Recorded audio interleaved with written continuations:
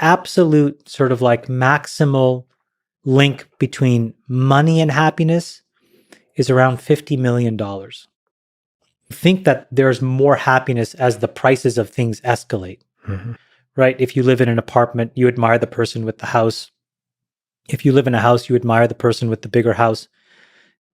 That person admires the person with, an island, right? Some person drives their car, admires the person who flies, who admires the person who flies business class, who admires the person who flies first, to private. There's all of these escalations on this table. And most people get to the first 5 or 6. And so they just naturally assume that items, 7 through 100 is really where happiness is found. And just to, tell you the finish line, I've tried 100 and back, and I've tried two more 100 to it. And happiness isn't there. But it does give you a level of comfort. I read a study, and I don't know if it's true or not, but it said that the absolute sort of like maximal link between money and happiness is around $50 million. And it was just like a social studies kind of thing that I think one of the Ivy Leagues put out. And underneath it, the way that they explained it was because you could have a home, you could have all kinds of the creature comforts, you could take care of your family. And then you were left to ponder what it is that you really want.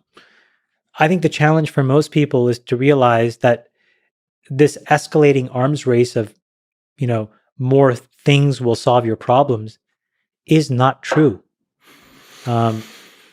More and better is not the solution.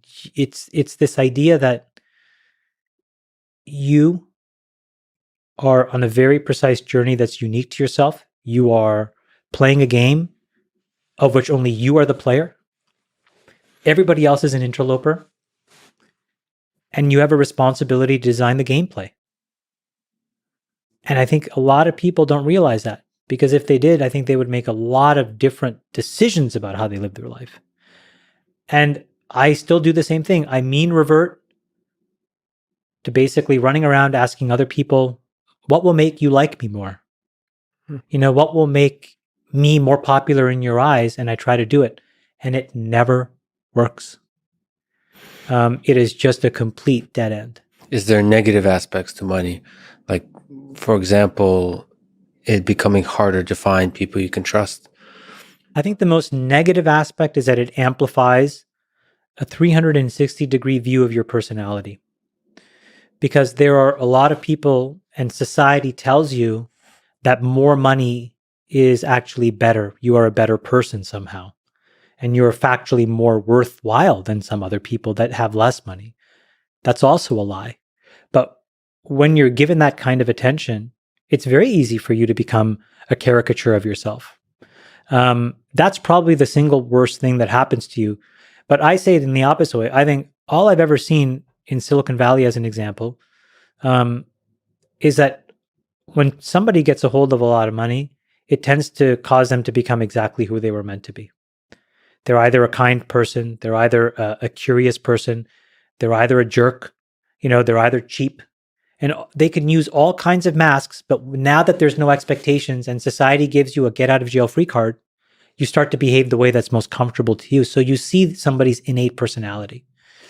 And that's a really interesting thing to observe, because then you can very quickly bucket sort where do you want to spend time and who is really, additive to your gameplay and who is really a negative detractor to your gameplay.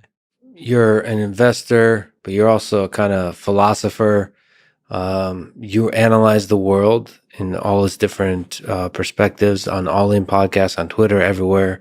Do you worry that money puts you out of touch from being able to truly empathize with the experience of the general population, which in part, first of all, on a human level, that could be limiting, but also as an analyst of human civilization, that could be limiting?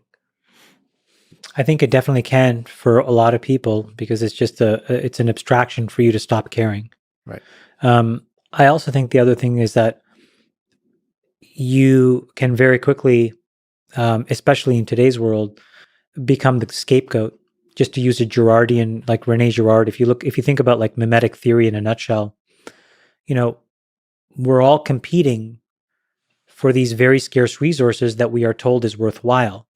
And if you view the world through that Girardian lens, what are we really doing? We are all fighting for scarce resources, whether that's Twitter followers, money, acclaim, notoriety, and we all compete with each other. And in that competition, Girard writes, like, the only way you escape that loop is by scapegoating something or somebody.